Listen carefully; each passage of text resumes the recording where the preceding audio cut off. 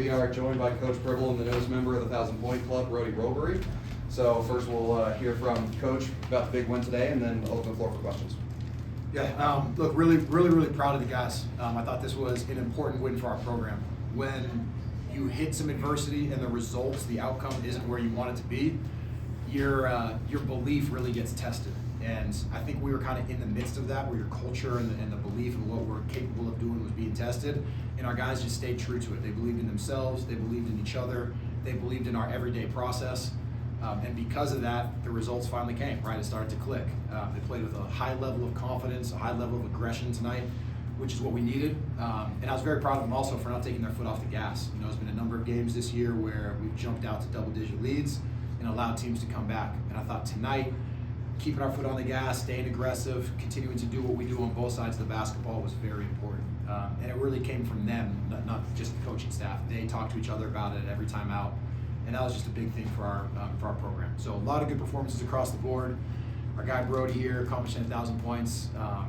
He's obviously a special young man. You know, him being able to have the 1,000th point in Idaho, in front of his friends and family, in a moment like this is what it's supposed to be. He's, I've called him the rock of this program a lot of times, but really the reality is he's helped us take the next step forward as a program. And so for him to be able to have an individual recognition like he did tonight, I'm just really proud of.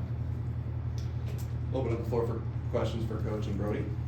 Brody, you guys get the win. You get 1,001 points in your home state. Tell me how you feel right now. You know, it feels amazing. I came here for a reason to, impact winning. And, I don't really care about the individual accomplishments. I just care about, that we're taking the steps in the right direction. But, it's awesome that I can hit 1,000 points back home in Idaho. So. Coach, question for you.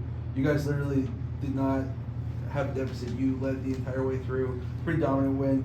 Tell me, what was the game plan going into today, and how did it succeed so well today? Yeah, it started with getting reset after a tough game on Thursday, right? We had a poor performance on Thursday.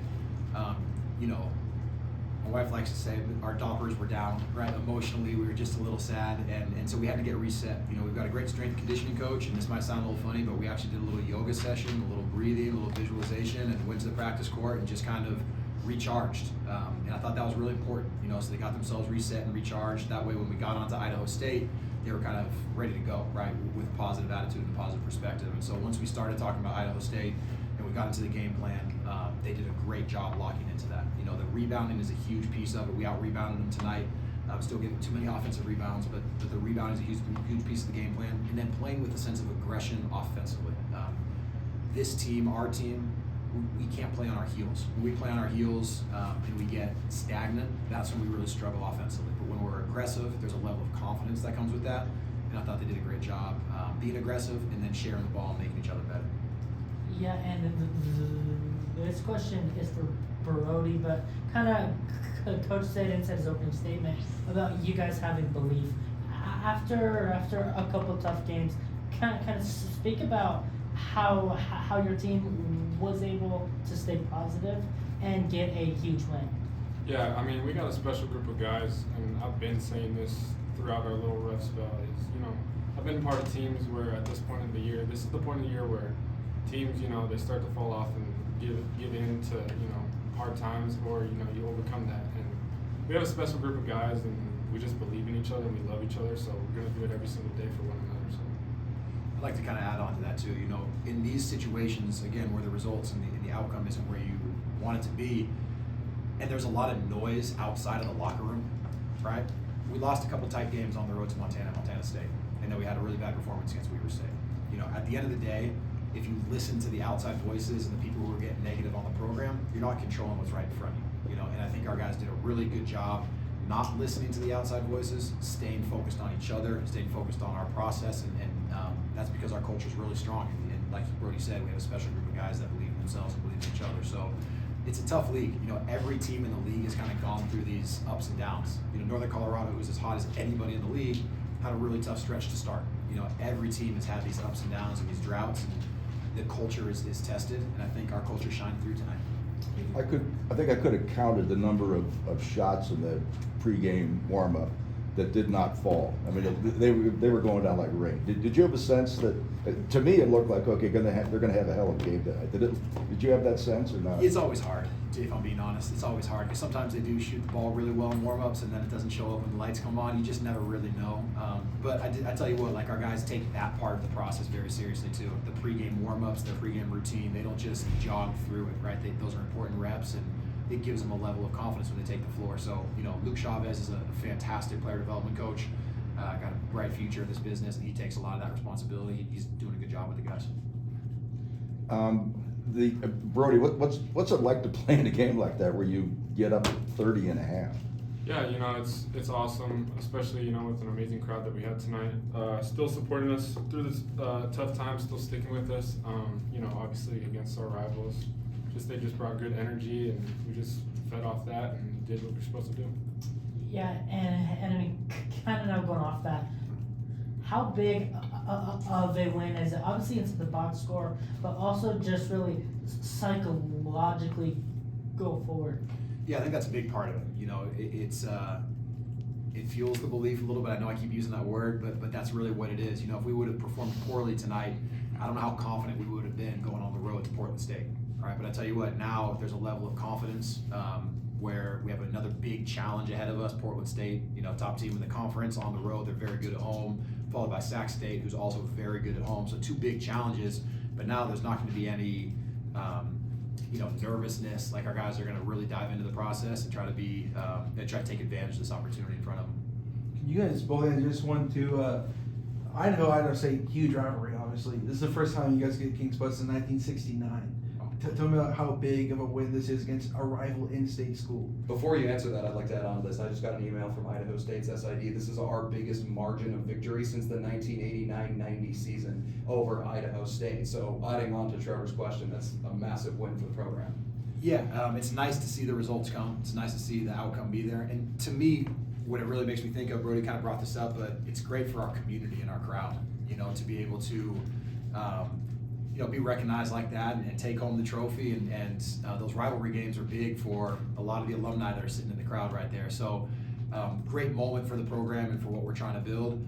For me personally, it's much more about this is just a big step forward for our group, right? And as we get towards Big Sky Tournament in Boise, we need to be playing our best basketball, and it's a good step towards that. But yeah, it's great to be able to have King Spud and win by a good amount and go home with a big smile on our face. I guess it begs the question, are you going to continue the yoga, breathing, and visualization? I think so. I mean, yes. Yes is the simplest answer. It's actually a big part of it. It's not like that's what we're trained in, right, as coaches, but there is a psychological piece to it, keeping the guys healthy and keeping the guys in a good spot mentally, especially late February, is important, and I thought that was, I honestly think it was a really big thing for us. Yeah, and I didn't mean to cut you off, but I thank you about King Spud also. Yeah. Big win, obviously good, to beat your rivals, but it's just another, like you said, Coach said, just another stepping stone, and we just want to build off of it and, continue to improve for Boise, so. Yeah, Coach, you kind of inserted Isaiah into the starting lineup. Kind of to talk about really what Isaiah has brought you guys both offensively and also defensively. Yeah, Isaiah's been great. He's had kind of a unique year because he was injured early in the season, and so he was kind of relegated to the bench just because he didn't have the prep and didn't have the opportunity to really compete for a starting position, and we had so many returners kind of into the starting lineup. But he's never complained once about it. He just shows up and impacts winning and plays hard with whatever minutes he's given. And now we're at the point where he's played so well and so consistently that he deserves this opportunity to start games. And I think he's also the guy who competes at such a high level that we think he's going to help us stave off these bad starts that we've had, right? So he's a guy that can really bring us some good energy right out of the gate and be aggressive on both ends of the court. So he's been fantastic. He was great tonight. I thought Kolton Mitchell was great tonight. This is always kind of an emotional game for Kolton. When he was young, when he was a freshman, he kind of wore that emotion. I don't know if it was a positive or a negative for him. Tonight, he really channeled that emotion into performing his best and being extremely focused. So not only was he efficient offensively, but he made great decisions with the basketball, right? 7 assists, 1 turnover. And I thought he was our most active defensive player too, being in the gaps, getting deflections, really active defensively. So for Kolton to have a complete performance like he did tonight, for Isaiah to play with the way he did. And I think the one other guy worth mentioning here is Jackson Rasmussen, a guy who's had just a phenomenal year but was going through a little bit of a slump, you know, and when you're a true freshman and so much is asked of you, that's what happens. You go through kind of some slow moments and some slumps, and he has such a level of belief, and I thought his teammates did a really good job picking him up after a tough performance Thursday. Then he came out and just played with a ton of confidence again tonight, and that's a great sign for us moving forward. So all those guys were fantastic. Yeah, speaking of, go ahead. Oh, I was just gonna say, there's also one guy that has kind of flown under the radar. Trey from Boston game Yeah. has been a big part to you guys' defensive game. Yeah. He was also here the last time you guys won here. Kind of speak about Trey's impact both on the court and also off the court. Yeah, Trey's an emotional leader for this group. He just really brings a level of energy, positive energy that this team needs consistently.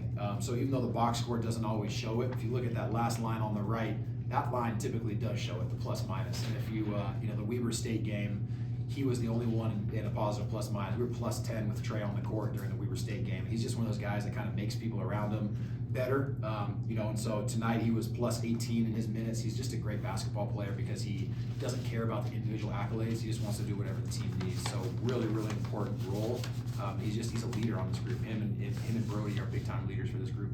It looked like all your guys on defense really had active hands in this game, too. Absolutely. Yeah, as part of the scouting report, we have to be able to defend the three-point line. This is a good three-point shooting team, but you also can't get too spread out that you're getting penetration lanes. And this is a team that kind of puts their head down and is aggressive when they drive and when they post up. And I thought our guys did a really good job digging on the basketball and being active without giving up threes until later in the game.